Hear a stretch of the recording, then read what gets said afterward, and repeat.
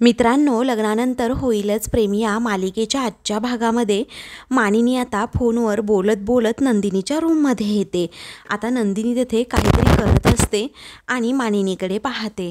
तर मानिनी तिच्या आईबरोबरच फोनवर बोलत असते आणि म्हणत असते की हो, विक्रम आल्यानंतर मी देईल त्यांना फोन, तुला जावई बापूंबरोबर बोलायचं आहे ना, ठीक आहे असं म्हणून आता ती फोन ठेवते।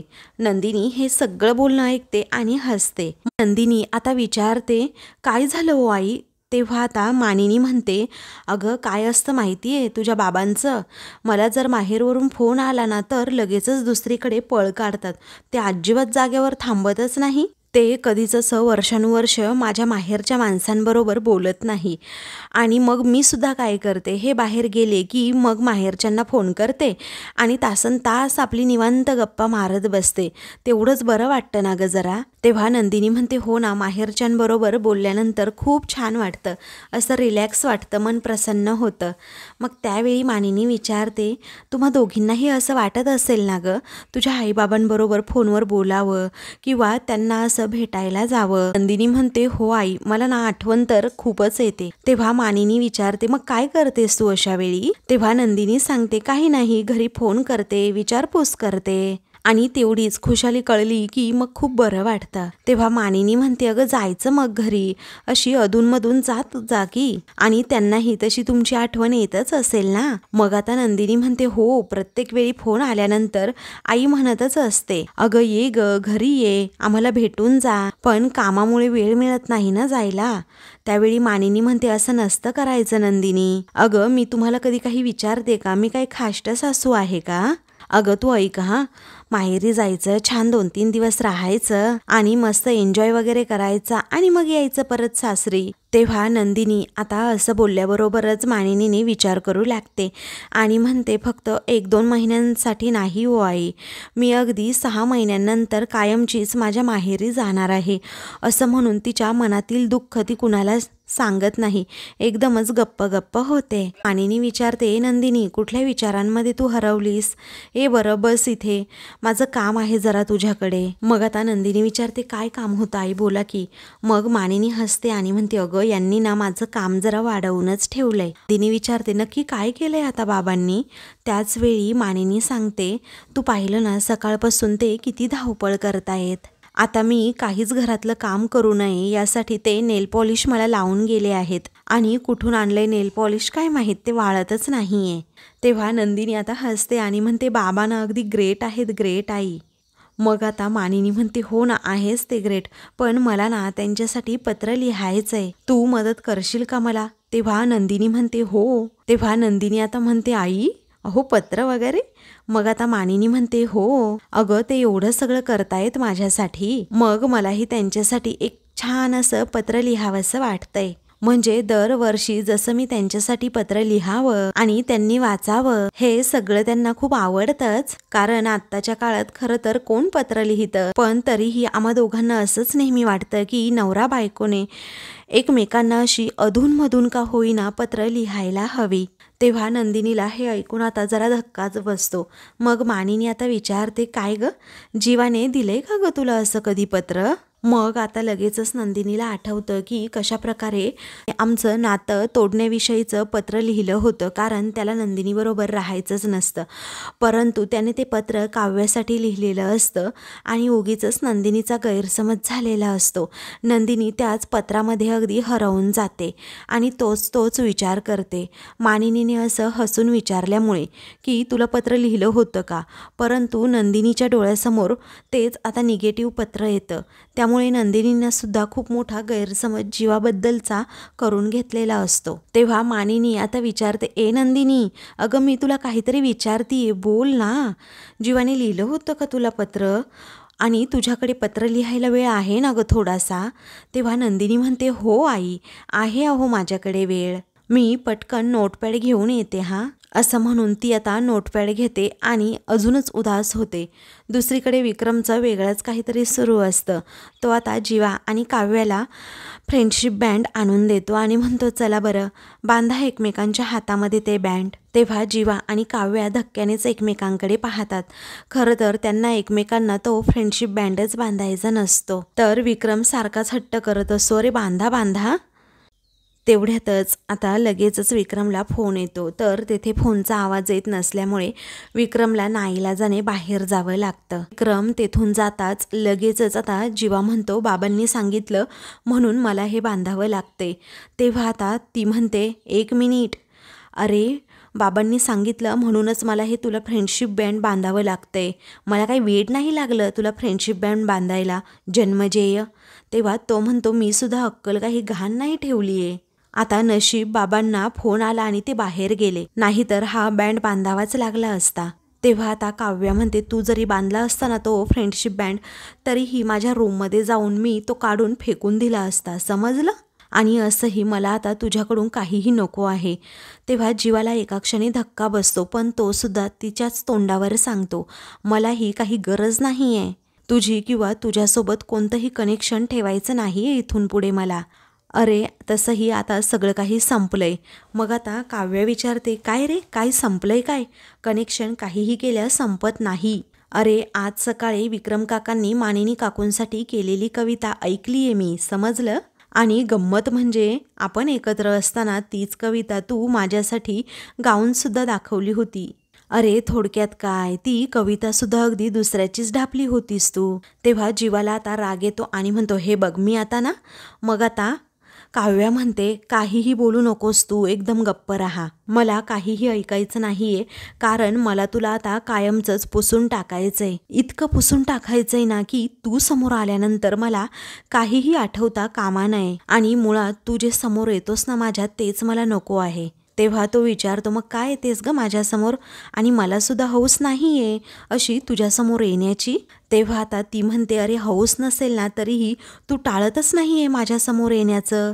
तो विचारतो, कसं टाळणार आहे सांग बरं तू, कसं टाळू मी. आणि असं एकाच घरात राहून कसं टाळणार तरी कसं आहेस. आणि इतकंच तुला असं वाटत असेल ना की नकोच आहे मी तुझ्या नजरेसमोर, तर जा कुठेतरी, तुला कुणी अडवलंय. असं म्हणून जीवा आता तेथून जायला निघतो. तेव्हा काव्या म्हणते, हो जाणारच आहे मी, आता फक्त 6. असं म्हणून ती तोंडातला शब्द तोंडातच ठेवते. तेव्हा तो विचारतो, 6 काय?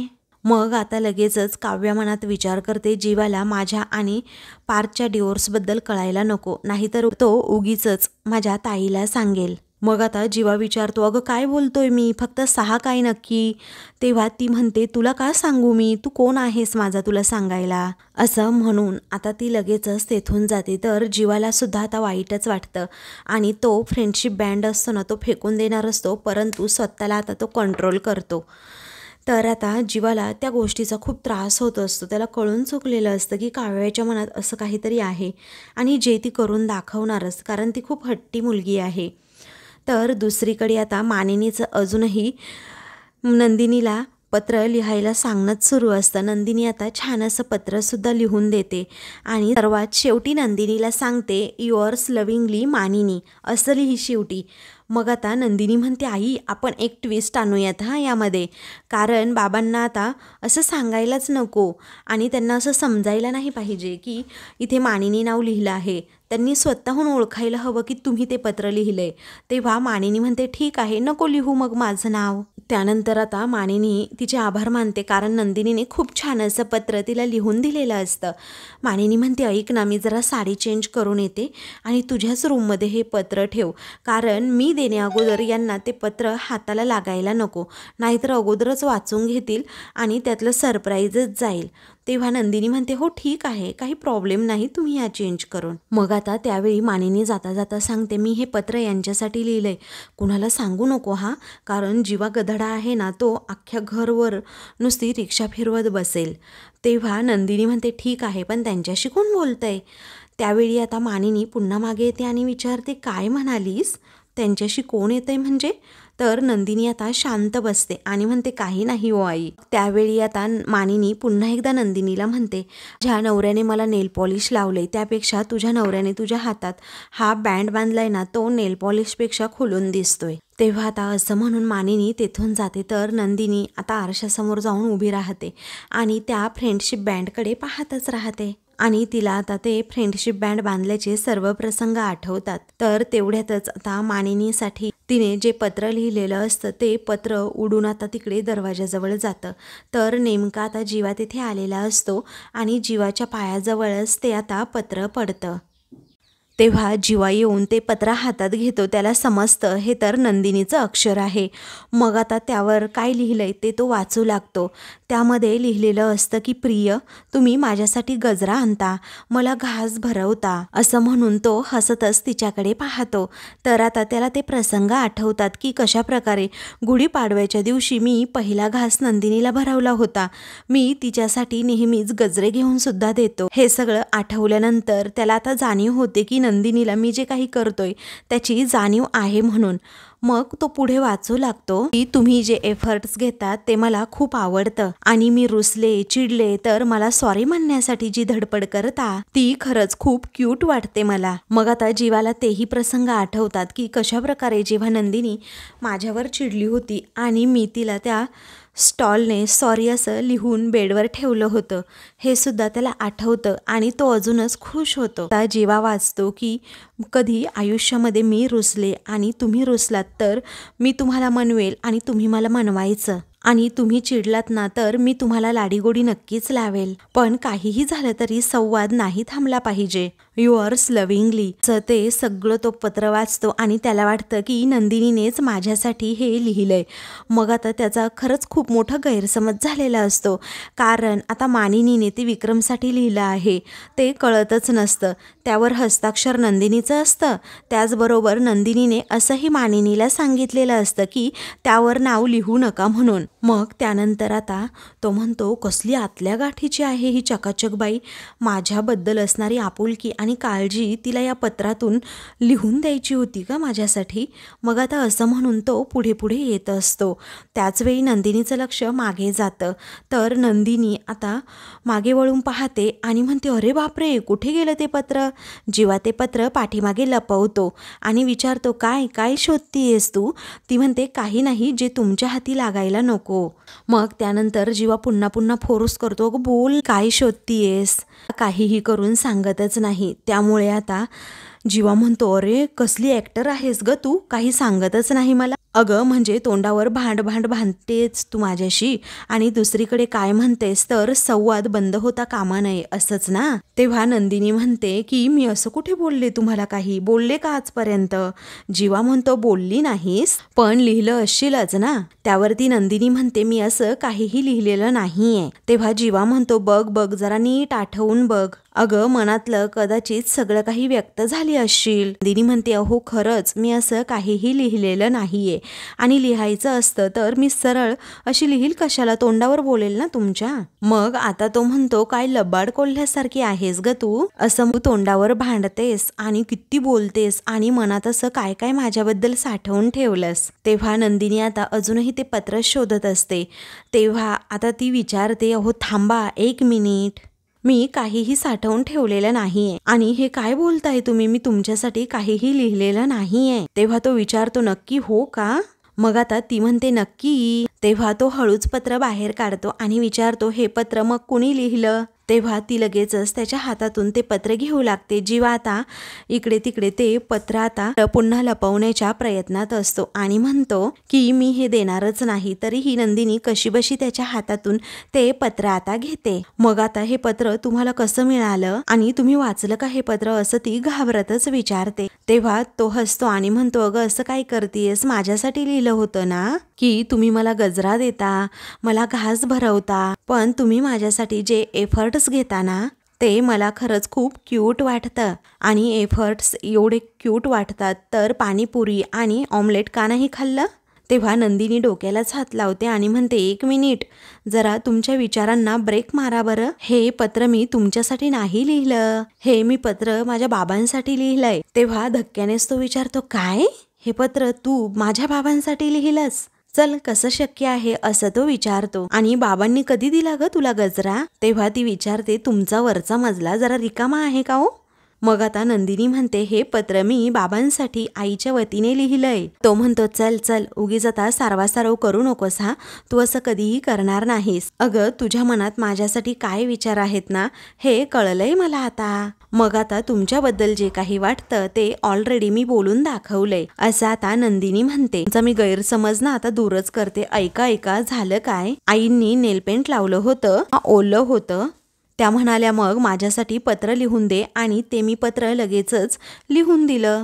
तेव्हा जीवा आता हसल्यावारी सगळं काही घेतो आणि म्हणतो, एवढं सगळं झालं आणि हे पत्र मला माझ्या हातात मिळालं आणि त्याहीपेक्षा जास्त कोइन्सिडन्स काय तर यातला जो काही कंटेंट आहे तो अगदी आपल्याला जाण्यासारखा आहे. आणि हे खरंच मला माहित नव्हतं की आई अगदी हल्ली आज पत्र लिहायला लागली. आता हे मला सगळं काही दादाला सांगायला हवं, असं जीवा आनंदाच्या भरात आता म्हणतो आणि तेथून निघालेला असतो. त्याचवेळी नंदिनी त्याला अडवते आणि म्हणते, नाही, आता सांगून तर दाखवा, मग बघते तुमच्याकडे. मग तुम्ही आहात आणि मी आहे. आता या पत्राची रिक्षा अजिबात घरभर फिरवायची नाही. तेव्हा जीवा विचारतो, 1 मिनिट, अगं तुम्हाला धमकी देतीयेस का? तेव्हा नंदिनी म्हणते, नाही, ज्या भाषेत तुम्हाला कळतं त्याच भाषेत मी बोलण्याचं ठरवलंय. आणि घड्याळ बघा बरं. तो म्हणतो, सुरू आहे. ती म्हणते, काय सुरू आहे? संध्याकाळ झालीये, आई बाबांची अॅनिव्हर्सरी आहे आज, जा जरा कपडे बदला, असं म्हणून ती सरका त्याच्यावर ओरडते आणि त्याला बाजूला असं व्हायला सांगते. मग आता तो म्हणतो, अरे बापरे, काय हे स्वतःच माझ्यावर सारखी पावर दाखवते. आणि काय तर म्हणे आईबाबांची अॅनिव्हर्सरीची पार्टी आहे. या चकाचक बाईला काय माहीत, माझे सुद्धा ते आई बाबाच आहेत आणि सततच मला दम देत असते. असं म्हणून तो घड्याळामध्ये पाहतो तर 7:30 वाजलेले असतात. इकडे आता काव्य आपल्या रूममध्ये असते आणि साडी वगैरे नेसून अगदी छान अशी तयार होते. मग आता ती स्वतःला आरशात पाहत असते, आपले केस व्यवस्थित सेट करत असते. त्याच वेळी तेथे कुणीतरी येतं आणि जोरातच शिट्टी वाजवतं. मग काव्याला धक्काच बसतो अचानक की नक्की कोण आलंय म्हणून. ती मागे वळून पाहते तर ती असते नंदिनी. आणि नंदिनी सुद्धा अगदी छान अशी साडी नेसून तेथे तयार होऊन आलेली असते. मग आता दोघीही एकमेकींकडे पाहून हसतात. त्यावेळी काव्य विचारते, ताई, अगं तू चक्क शिट्टी वाजवलीस? मग आता नंदिनी म्हणते, अगं वाजवाविषयी वाटली, एवढी सुंदर दिसतीयस तू. तेव्हा काव्य म्हणते, माझी नंदिनी ताई सुद्धा खूप म्हणजे खूप गोड दिसतीये. हो, पण माझ्यापेक्षा सुंदर नाही हा. त्यावेळी नंदिनी म्हणते, हो का? मग त्यावेळी नंदिनी सांगते, माझी गोड गोंडस बहीण माझ्यापेक्षा नेहमी उजवी दिसावी असंच मला वाटतं. तेव्हा काव्य विचारते, हो का? मग नंदिनी म्हणते, हो. तेव्हा काव्या म्हणते, ताई, पण मला असं कधीच वाटत नाही, कारण उगीचच आपल्या दोघींमध्ये ही स्पर्धा कशाला? तेव्हा नंदिनी विचारते, हो का, बरं. त्यावेळी नंदिनी हसते आणि म्हणते, पण आरुषी किती स्पर्धा करायचीस ग तू, आणि किती त्रास द्यायचीस तू तिला, आपली सतत अशी चिडवत असायचीस, आणि लग्ना अगोदर किती खेळीमेळीने राहायचीस ग तू काव्या, आणि तुझ्या आयुष्यात घडलेली प्रत्येक गोष्ट तू हक्काने माझ्याबरोबर शेअर करायचीस. आणि लग्न करून या घरात काय आलो तर जुन्या बहिणी मागेच पडल्यात ग, आणि इतकं काय बदललं असेल आपल्या नात्यात, असं ती आता काव्याला विचारते. तेव्हा काव्य तर एकदम धक्क्यानेच नंदिनीकडे पाहते, पण आता तुला तो विषयच काढायचा नसतो. मग त्यानंतर आता ती म्हणते, ताई, आपलं अख्खं आयुष्यच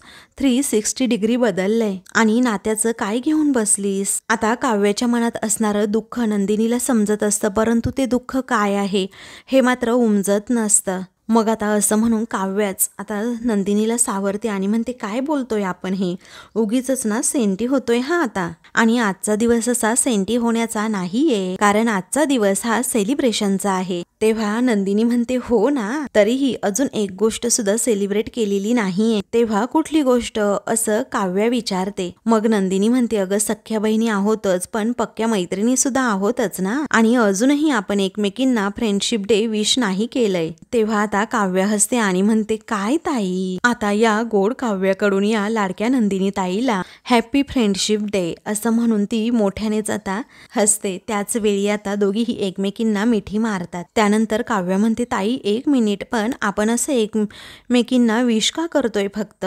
तेव्हा नंदिनी म्हणते, म्हणजे नक्की तुला काय म्हणायचंय? तेव्हा आता ती म्हणते, माझ्या मैत्रिणीने म्हणजे माझ्या अनिशाने मला काही फ्रेंडशिप बँड दिले आहेत, आपण आता बांधूयात ना एकमेकींना? तेव्हा हो बांधूयात की, आण चल, असं नंदिनी म्हणते. मग आता त्या दोघीही एकमेकींना फ्रेंडशिप बँड बांधणार असतात.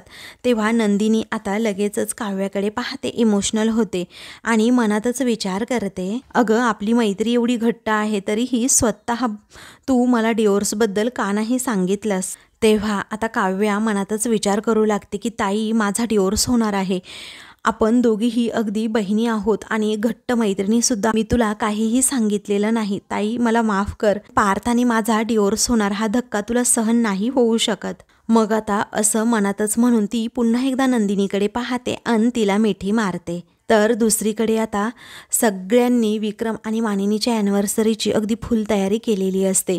घरात हॉलमध्ये सगळीकडे अंधार असतो. तर आता जेव्हा विक्रमचे तर पार्थ हा मानिनीचे डोळे बंद करून आता त्यांना हॉलमध्ये घेऊन येतो. मग आता मानिनी विक्रम सारखे विचारत असतात की कुठे घेऊन चाललात आम्हाला, असं सरप्राईज नका ना ठेवू काही. जीवा म्हणतो, असं सरप्राईज रिव्हील करायचं नसतं ग आई. तेव्हा आता ते दोघेही 1 2 3 असं म्हणून डोळे उघडतात. तेवढ्यातच सगळ्या लाईट्स ऑन होतात. तर पूर्ण हॉलमध्ये अगदी छान असं डेकोरेशन केलेलं असतं. त्याचबरोबर रेड बलूनने सर्व हॉल आता डेकोरेट केलेलं असतं. सगळीकडे लाईटिंग असते. त्याचबरोबर छान असा टेबलसुद्धा सजवलेला असतो आणि यांच्या लग्नाचा 30व्या वाढदिवसानिमित्त एक पोस्टरसुद्धा लावलेला असतो. तेव्हा आता हे दोघेही जेव्हा डोळे उघडतात तेव्हा त्यांना खूप मोठं आणि भन्नाट असं सरप्राईज मिळतं. त्यावेळी ते दोघेही आता त्याकडे पाहतच राहतात आणि विचारतात, एवढं सगळं करायची काय गरज होती? तेव्हा आता मिथून म्हणतो, आय डोंट लाईक दिस वहिनी, एवढं सगळं करायची गरज नव्हती म्हणजे? अरे तुमच्या लग्नाचा 30वा वाढदिवस आहे, मॅरेज ॲनिव्हर्सरी आहे आणि आता ना जंगी पार्टी झालीच पाहिजे. पुढे आता जीवा विचारतो, आवडलं ना आई बाबा तुम्हाला? तेव्हा विक्रम म्हणतो, हो खूप आवडलं. मिथूनच्या भाषेत सांगायचं झालं तर आय जस्ट लाईक दिस, असं तो मोठ्यानेच म्हणतो. मानिनी म्हणते, अरे हे सगळं ठीक आहे पण माझ्या सुना गेल्यात कुठे?